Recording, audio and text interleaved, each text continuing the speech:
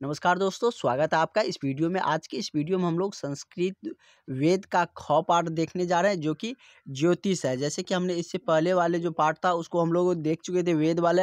आज हम लोग ज्योतिष देखने जा रहे हैं, जो कि समान संस्कृत का ही ख पाठ है। इससे भी लगभग 35 नंबर का आपका क्वेश्चन पूछे जाते हैं। तो ये इससे बहुत ही ईजी क्वेश्चन आते हैं। तो इस जो पाठ है इससे आपका एक भी क्वेश्चन मिस नहीं होना चाहिए। हम उतना अच्छा से आपको बताएंगे भी, उतना आपको क्लियरेंस, उतना आसान से हम आपको समझाने का प्रयास भी करेंगे। तो जैसे कि क्वेश्चन आप इसमें समझ सकते हैं। क्वेश्चन क्या कुछ दिया गया है। क्वेश्चन कह रहा है कि राशि नमामि विलेख्यानि, मतलब राशि को लिखना है। तो और इसके बारे में हम सारा कुछ जानते हैं, और भी जो क्वेश्चन है वो भी जानते हैं। लेकिन जो अभी तक नोट्स नहीं लिया, सारे सब्जेक्ट का नोट्स आपको एक साथ मिल रहे हैं, जो कि आप 4 से 5 रोज़, 2 से 3 रोज़ जो आपको बच रहे हैं उसमें आप रिवाइज कर सकते हैं। जैसे कोई एग्ज़ाम है, जैसे संस्कृत व्याकरण का जिस दिन एग्ज़ाम है, आप उस रात में पढ़ के चल जाइएगा। 8 से 10 पेज का ये नोट्स है, उससे आपको सारा क्वेश्चन आपको मिल जाएंगे। तो आपके लिए ये नोट्स बहुत ही बेनिफिशियल होने वाले हैं। इसके लिए आप लोग इस नंबर पर कॉन्टैक्ट करके, कॉल करके, व्हाट्सअप करके आप लोग ये नोट्स मंगा सकते हैं। और इसके लिए मात्र 200 रुपया पेमेंट करने हैं और आपको सारा कुछ मिल जाएंगे, क्लास और ये नोट्स मिल सकते हैं। इस नोट्स को आप प्रिंट आउट करवा के भी रख सकते हैं। बहुत ज़्यादा पेज में नहीं है, इसी से आपका क्वेश्चन मिलने वाले हैं। क्योंकि अब आपके पास बहुत ज़्यादा समय भी नहीं है कि आप मोटे से मोटे किताब या कोई गाइड पढ़े, इसलिए हम आपके लिए शॉर्ट नोट प्रोवाइड कर रहे हैं। तो चलिए क्वेश्चन की तरफ बढ़ते हैं। और बहुत ही आसान से, आप लोगों को संस्कृत बहुत कठिन लगता है तो इसको बहुत ही आसान शब्दों में, आसान तरीके से हम लोग समझते हैं। क्वेश्चन कह रहा है कि राशि नमामि विलिख्यानि, मतलब राशि के जो नाम है उसका व्याख्या करें। तो यदि टोटल राशि की हम बात करें तो द्वादश मतलब क्या, 12 होते हैं। जैसे अपने सब 12 बोलते हैं, द्वादश मतलब 2, 10 मतलब क्या, 10 होता है। तो 2 और 10 कितना, 12 होंगे। तो वही कह रहा है द्वादश राशि होते हैं। अगर आपसे पूछ रहा है कि राशि का नाम लिखे, तो पहले क्या लिखेंगे कि द्वादश राशिया भवन्ति तेषाम नमामि। द्वादश राशि है, उसका नाम इस प्रकार है। देखते हैं कौन कौन से राशि होते हैं। ये तो आप जानते भी है। जैसे क्या होता है कि मेष राशि होता है, वृष राशि होती है, मिथुन राशि होता है, कर्क राशि होता है, सिंह राशि होते हैं, कन्या राशि होता है, तुला राशि होता है। इसमें से सबका अपना अपना राशि भी पता होगा कि आपका कौन से राशि है। क्योंकि राशि को लेकर भी बहुत सारे मान्यताएं हैं। बहुत सारे लोग मानते हैं कि हमारा इस दिन का राशि क्या हुआ। जैसे कि आपको न्यूज़ में, पेपर में, सारे जगह राशिफल दिए जाते हैं। तो सबका अपना अपना राशि पता होंगे। नहीं पता है तो हम बता देंगे, एग्ज़ाम के बाद बताएंगे, उसका ज़रूरत नहीं है। अगर एग्ज़ाम के बाद होंगे तब बताएंगे आपको। पहले जो एग्ज़ाम के लिए ज़रूरत है वो बता देते हैं। तो क्या है, तुला राशि है, वृश्चिक राशि है, धनु राशि है, मकर राशि है, कुंभ राशि है, मीन है। एते द्वादशम राशि भवन्ति, मतलब टोटल कितने हैं, 12 राशि है। द्वादश राशि होते हैं। इसमें से आप लोग जितना हो सके याद रखिए। और बहुत सारे तो आपको वैसे याद भी होंगे, मेष, वृष, मिथुन, कर्क, सिंह, कन्या, तुला, धनु, मकर राशि, कुंभ राशि, मीन राशि। ये आप लोगों को थोड़ा सा वृश्चिक राशि थोड़ा सा अटपटा लग रहा है। धनु राशि भी आप लोग जानते ही होंगे। बोलचाल में भी बहुत सारा ये राशि आप लोग कहीं ना कहीं सुनते रहते हैं। तो इससे आपको बहुत इजी क्वेश्चन आते हैं। और ऐसा नहीं है कि आपको ये समान संस्कृत टफ लग रहा है तो आपको 60 नंबर चाहिए। 60 फर्स्ट डिवीज़न के लिए 60 नंबर, 60, 65, 70 चाहिए। मान के चलिए आप सामाजिक विज्ञान, हिंदी, इंग्लिश और जो आपका एक्स्ट्रा सब्जेक्ट है उसमें आप 80 प्लस स्कोर कर रहे हैं, तो आपका वेटेज तो वैसे ही बढ़ जाएंगे और आएंगे ही। जैसे हमने आपको बताया उस तरीके से आपको आएंगे। और जैसे संस्कृत में दिक्कत आ रहा है तो वहाँ पर आप 60% तो ला सकते हैं। 60 नंबर ईजी है। जैसे आप इसमें 30 रहेंगे तो 30 में आप इसमें 25, 22, 25, 27 इस तरीके से नंबर आप ला सकते हैं, और बहुत ईजी है। तो ये क्वेश्चन हम लोग समझ लिए। अब अगला क्वेश्चन समझते हैं। अगला क्वेश्चन नक्षत्र से बहुत पूछा जाता है। ऑब्जेक्टिव में इस बार लगभग 5, 7 से 8 क्वेश्चन था। 10 ऑब्जेक्टिव क्वेश्चन थे, उसमें 7 से 8 क्वेश्चन आपका नक्षत्र से ही थे। जिसमें कि अश्विनी का देव कौन है, किसका कौन रक्षक है, इस तरीके से पूछा गया था। वो भी हम बताएंगे। पहले ये जान लीजिए आप लोग कि नक्षत्र होते क्या है, कितने नक्षत्र है, ये सब आप पहले जान लीजिए। नक्षत्र नमामि विलिख्य तस्य अर्थो लेख। नक्षत्र का नामी का व्याख्या करें, उसका अर्थ लिखे। तो चलिए हम लोग उसका व्याख्या सहित अर्थ लिखते हैं। कौन कौन से, बहुत सारा राशि मतलब नक्षत्र भी है, वो 28 जितना हो सकता है उतना आप लिख सकते हैं, लेकिन हम 15 आपके लिए लेकर आए हैं। और यहाँ पे हम नंबरिंग करके लिखे हैं, ये वाला नंबरिंग नहीं दिए है, अब जो आप लोग समझते हैं उसी नंबरिंग में दे दिया है। और ये भी लिखते हैं तो कोई दिक्कत नहीं है, या ऐसे लिखिए, या ज़्यादा रहेगा क्या आपको स्कोर लगाना है तो नीचे लिखिए मकर, 2 नंबर 3 नंबर 4 नंबर ऐसे करके लिखिएगा ना। तो एक लाइन में ये हो गया, 2 लाइन में ये, और बीच में ऐसे जैसे ये होता है ना, एक ये तरीका है। इसे एग्जामिनर आपको अच्छे नंबर देंगे, पेज भी भरेंगे। 10 तक लिखिए, फिर 8 तक लिखिए, फिर इसे इधर बढ़ाइए, तो इस तरीके से लिखिएगा ना, तो नीचे जाएगा तो और पेज भी बढ़ेंगे। ठीक है, ये सब आप खुद से भी सोच सकते हैं। और ये सब एग्ज़ाम जिस दिन आपका जो पेपर रहेंगे उसमें हम आपको बताएंगे भी ट्रिक, कौन उसमें कैसे क्या लिखना है, जिससे आपका कोई नंबर जो है वो इंक्रीज हो। चलिए नक्षत्र का नाम जान लेते हैं। क्या है, अश्विनी भरणी नक्षत्र होते हैं, कृतिका नक्षत्र होते हैं, रोहिणी नक्षत्र होते हैं, उसके बाद मृगशिरा नक्षत्र होता है, आर्द्र नक्षत्र होता है, पुनर्वसु नक्षत्र होता है, पुष्य नक्षत्र होता है, उसके बाद अश्लेषा नक्षत्र होता है, मघा होता है, हस्त होता है, चित्रा नक्षत्र होता है, स्वाति होता है, विशाखा होता है, ज्येष्ठा होता है। ये सब क्या है, नक्षत्र के नाम है। बहुत सारे नक्षत्र हम आपके लिए टोटल 15 नक्षत्र के नाम लिख के लाए। जितना आपको हो सकते हैं उतना नक्षत्र के आप नाम याद रख सकते हैं, जिससे कि इससे आपको बहुत नक्षत्र से आपको ऑब्जेक्टिव में भी क्वेश्चन पूछे जा रहे हैं, वो ऑब्जेक्टिव वाला भी हम करवा देंगे। बहुत सारे अभ्यर्थी ऑब्जेक्टिव को लेकर परेशान है, तो ऑब्जेक्टिव भी हम आपको एक्स्ट्रा क्लास लेकर सारे करवा देंगे। जैसे रात वाले क्लास में हम लोगों ने हिंदी का ऑब्जेक्टिव देखे, तो हिंदी का जो ऑब्जेक्टिव है पिछले बार एक भी नहीं पूछा था। यदि हम बात करें जो बुक से एक भी नहीं पूछा था, इसलिए हम आप लोगों को नहीं दिए। व्याकरण से पूछा था, पिछले बार हुआ था कि बुक से पूछा था, इस बार भी व्याकरण से पूछे जाएंगे, इसलिए हमने व्याकरण पूरे अच्छे तरीके से एक भी बिना मिस किए सारा कुछ हमने आपको बताया। बहुत सारे अभ्यर्थियों को संस्कृत व्याकरण और हिंदी व्याकरण को लेकर कन्फ्यूजन है, तो हिंदी व्याकरण बताया है, उसको किस तरीके से संस्कृत में लिखना है वो भी हमने आपको तरीका बता दिया है।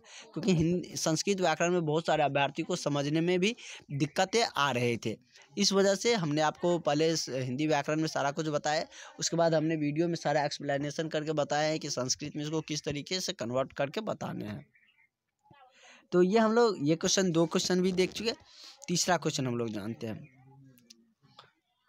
तीसरा क्वेश्चन कह रहा है कि तारा नमामि कर्ण नमामि च लिखो, मतलब जो तारा नमामि है और कर्ण का नमामि है उसका नाम लिखिए। तो तारा नमामि हम लोग जानते हैं कौन कौन से होते हैं। जन्म होता है, जन्म लेते हैं, उसके बाद संपत्ति विपत्ति, संपत्ति भी आती है, विपत्ति भी आती है, जीवन में मोक्ष क्षोम भी आता है, प्रत्ययी भी होते हैं, साधक भी होते हैं, वध भी होते हैं, मित्र भी होते हैं, अति मित्र भी होते हैं। ये सब क्या है, तारा नमामि है। तारा और कर्ण नमामि में अंतर भी पूछेंगे तो इस तरीके से लिख सकते हैं। कर्ण नमामि देखते हैं क्या है। कर्ण नमामि है कृष्तुघन वालव वव तैतिल्य वाणिज्य कौलव्य विष्ट और क्या है चतुष्ट शकुनी नाग। इस तरीके से इसका क्या है, कर्ण नमामि है। और ये हम लोग तारा नमामि देखें तो ये दोनों में से किसी एक पे पूछ सकते हैं, या दोनों को कंबाइन करके भी पूछ सकते हैं। तो आप लोग बिल्कुल भी घबराइए नहीं, एक बार इसको देख लिए क्या क्या है। तारा नमामि का आसानी है, जन्म है, संपत्ति विपत्ति क्षोम प्रत्ययी साधक वध मित्र अति मित्र। लेकिन कर्ण नमामि में थोड़ा सा नाम है, कृतुघनी वालव वव तैतिल वाणिज्य कौलव्य नग विशिष्ट चतुष्पद शकुनी नाग। इस तरीके से क्या है, कर्ण नमामि है। तो ये दोनों में अगर अंतर भी पूछता है तो इस तरीके से आप लिख सकते हैं। अगर इसका अर्थ पूछता है विलोका मतलब व्याख्या करके कहता है लिखने, तो इस तरीके से आप लिख सकते हैं। किसी भी तरीके से पूछेगा तारा नमामि और कर्ण नमामि मिलेगा तो आप यही लिख दीजिएगा। ये सब क्वेश्चन को समझने का तरीका है। इस तरीके से अगर आपको आ रहा है क्वेश्चन तो ये आप लिख सकते हैं। एक दिन में अब जितना अधिक से अधिक क्वेश्चन होंगे उतना करवाएंगे, 5-6 जितना क्वेश्चन हो पाएंगे उतना करवाएंगे, क्योंकि बहुत ज़्यादा अब समय है नहीं। क्या है, मसा नाम नमामि सूचक पद विलिस्य तथार्थो लेखम। और हाँ एक बात और है कि आप लोगों को आज सारा नोट एक साथ मिल जाएंगे, एक साथ सारा नोट एक जगह मिल जाएंगे। सारा सब्जेक्ट का जो लिखित नोट है, जो कि सारे अभ्यर्थी कह रहे थे कि हमको लिखित वाला जो नोट है वो सारा एक जगह चाहिए, तो हम आपको आज सारा नोट एक जगह भेज देंगे। क्या कह रहा है कि मासा नाम नमामि सूचक पद्धम विलेख्य तस्यार्थो लेख्य। तो चलिए इसका मास का नाम कह रहा है। सिंपल मासा नाम मतलब क्या, मास का नाम कर रहा है। हिंदी वाला जो मासा नाम होता है ना, उसका नाम लिखिए, उसका सूचक कर रहा है, तो वो आप जानते भी हैं। चलिए लिखते हैं क्या क्या होता है। वैसे तो आपको पता है कि 12 माह होते हैं एक ईयर में, वैसे हमारे जो हिंदू कैलेंडर है उसके अनुसार भी, और जो ये हम लोग जो कैलेंडर पढ़ते हैं मार्च अप्रैल वाला, उससे के अनुसार भी। तो चलिए इसके अनुसार कौन कौन से मास होता है ये समझ लेते हैं। चैत्र से शुरू करते हैं। चैत्र होता है, बैसाख होता है, जेठ होता है, आषाढ़ होता है, श्रवण होता है, भाद्रपद होता है, आश्विन होता है, कार्तिक होता है, और इसको अगहन बोलते हैं। उसके बाद पूस होता है, अगहन के बाद पूस आता है, जो कि जनवरी वाला जो रात होती है, जनवरी ठंड वाला जो होता है। उसके बाद क्या आता है, मास आता है। उसके बाद क्या होता है, फागुन आता है। अब फागुन जो आने वाला है, फागुन इस कैलेंडर के अनुसार अंतिम महीना होता है। ठीक है, कौन कौन से है देख लीजिए।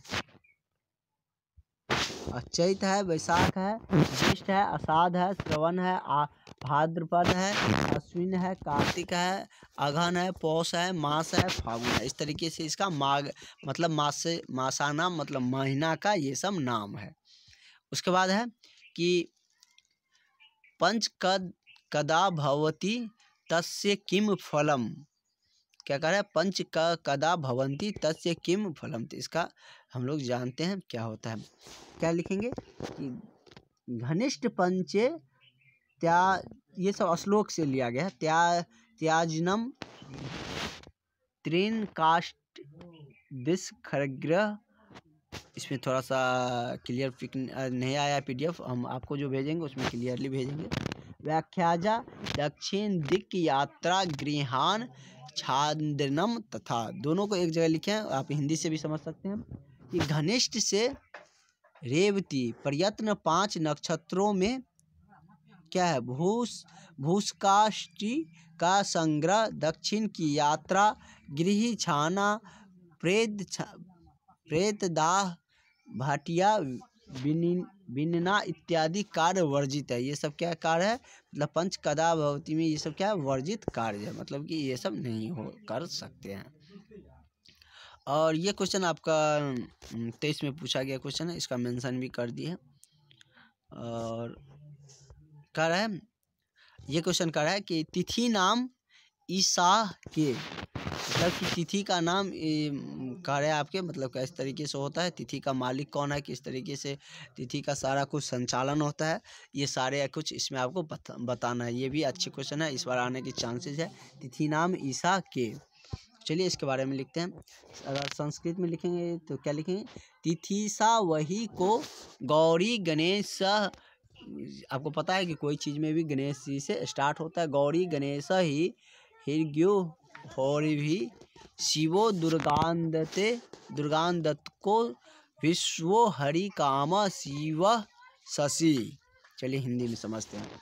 तिथि का मालिक अग्नि, ब्रह्मा, गौरी, गणेश, सर्प, कार्तिकेय, सूर्य, शिव, दुर्गा, यमराज, विश्वदेव, हरि, कामदेव, शिव, चंद्रमा क्रमशः प्रतिपादक के अनुसार होते हैं। इन सभी के अनुसार ही ये तिथि का क्या होता है, मालिक, या इसके अनुसार ही होते हैं, प्रतिपादन इसी के अनुसार होते हैं।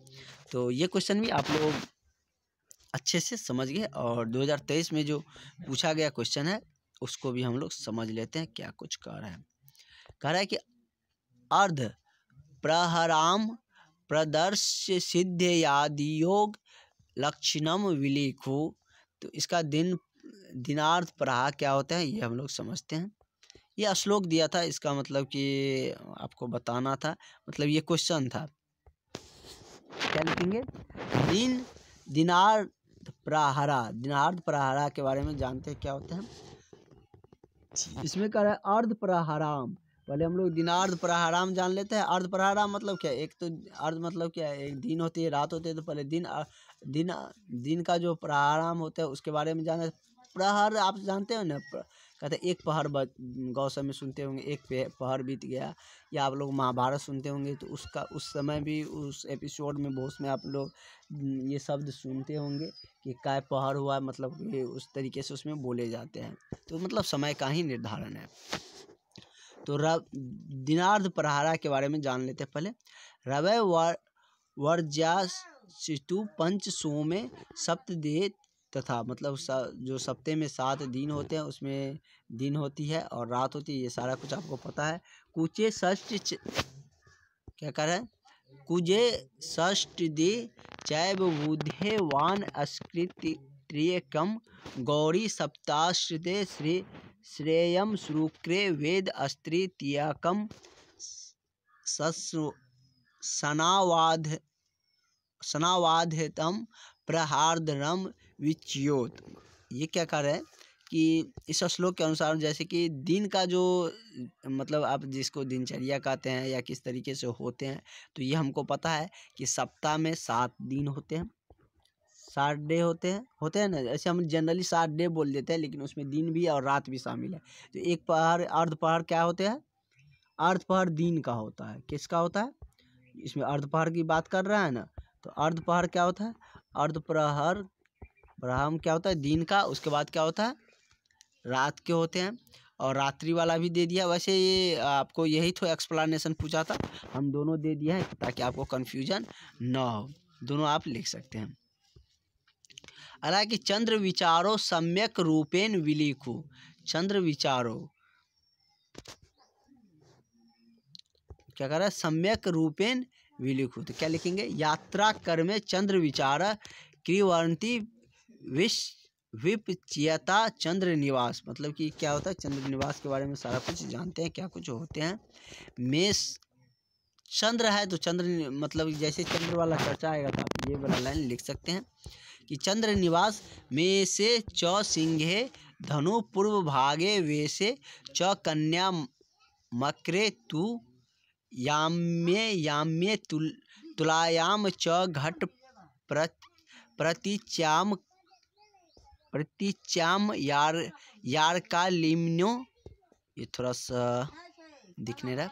तो इस तरीके से इसका हम बात करें तो इसका हिंदी अनुवाद समझते हैं कि मेष धनु और सिंह के चंद्रमा पूर्व भाग में रहते हैं।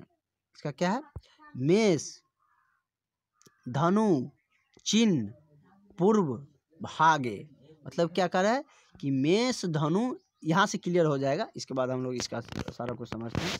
मेष धनु और सिंह के चंद्रमा पूर्व भाग में रहते हैं। क्या रहते हैं, चंद्रमा के बारे में हमको ये क्या कह रहा है आपको क्वेश्चन कि चंद्रमा के बारे में बताइए, चंद्रमा के बारे में विचार करें, तो चंद्रमा के बारे में हम लोग सारा कुछ लिखते हैं। अब ये मत कह दीजिएगा चंदा हमारी मामा होती है। क्या लिखेंगे कि मेष धनु और सिंह के चंद्रमा पूर्व भाग में रहते हैं। वृष कहाँ, जैसे कि वृष का भी वृष है ना, वृष कन्या और मकर है ना, वृष कन्या मकरे तू यो याम्य। क्या कर रहा है कि वृष कन्या मकरे तू याम्य, वृष कन्या मकर के चंद्रमा दक्षिण में रहते हैं।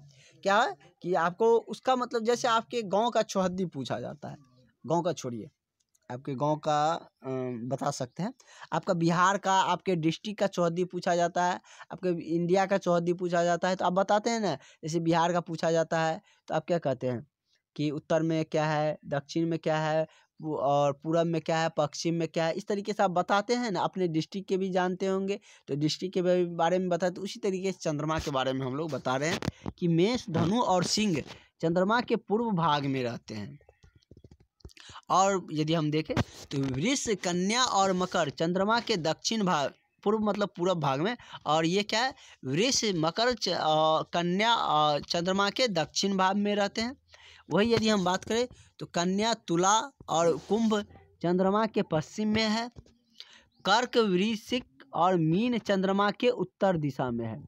यही आपसे क्वेश्चन में पूछे गए थे कि चंद्रमा विचारे सम्यक रूपेण विलिख्व। तो आप समझ गए कि इसमें क्या कह रहा था क्वेश्चन, समझ गए ना। अब इतना अच्छा से एक्सप्लेन करके हम सारा कुछ बता दिए, सारा एग्जाम्पल देकर भी बता दिए कि आपको क्वेश्चन इसमें क्या कुछ कह भी रहे थे, ये भी हमने आपको बता दिए।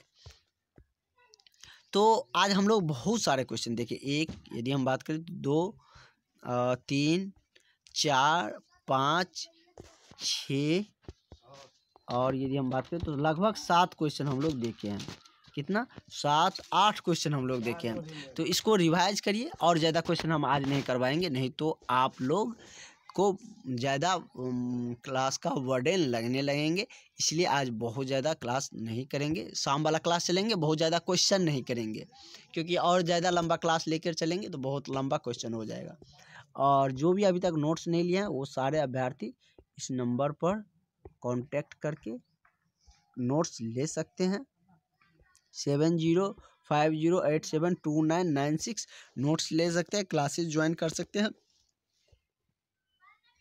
आपको 8 सब्जेक्ट का नोट्स एक जगह मिल जाएगा, जिससे कि आपका सारा क्वेश्चन इसी से लड़ने वाले हैं। तो ज़रूर आप लोग इस नंबर पर कांटेक्ट करके क्लासेज और नोट्स मंगवा लें। नोट्स से आपको बहुत ही बेनिफिट होने वाले हैं और आप इस एग्ज़ाम में बेहतर परफॉर्मेंस कर सकते हैं, क्योंकि अब आपके पास बहुत समय नहीं बचा है। जैसे कि आज आप 24 हो गया, 24 फरवरी हो गया, आप 24 आज पढ़िएगा, 25 फरवरी को पढ़िएगा, 26 को पढ़िएगा, 27 को पढ़िएगा। टोटल आपको 4 डेज बच रहे हैं। 4 डेज में हम आपको 8 सब्जेक्ट का नोट दे रहे हैं। एक दिन में दो सब्जेक्ट पढ़िएगा, बहुत ज़्यादा नहीं, एक में 10-12 क्वेश्चन करवा रहे हैं। एक टाइम बैठिएगा तो 10-12 क्वेश्चन पढ़ सकते हैं, उसी से आपको क्वेश्चन लड़ जाएगा। तो आप लोग ज़रूर इस नंबर पर कांटेक्ट करके नोट्स मंगवा लीजिए, क्योंकि इस नोट्स से आपके सारे क्वेश्चन मिल जाएंगे। सारे आपकी जो क्लासेज है उसका निचोड़ कह सकते हैं, एक तरीके से हम आपको दे रहे हैं, जिसमें जैसे होता है ना कि कोई चीज़ बनाते हैं उसमें से निचोड़ करके जो चीज़ें होती हैं निकाल लेते हैं, उसी तरीके से हम आपका सारा सिलेबस का एक निचोड़ दे रहे हैं, उसी से आपको सारा क्वेश्चन मिल जाएंगे।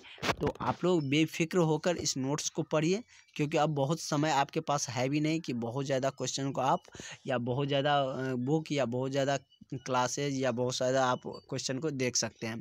तो जितना लिमिटेड समय है उस अनुसार हमने आपके लिए नोट्स भी बनाए हैं। तो आप लोग ज़रूर वो नोट्स ले लीजिए, आपके लिए बहुत ही बेनिफिशियल होने वाले हैं। तो चलिए हम लोग मिलते हैं नेक्स्ट क्लास में। फ़िलहाल अब तक के लिए इतना ही, और कोई डाउट हो तो ज़रूर कॉन्टेक्ट करिए।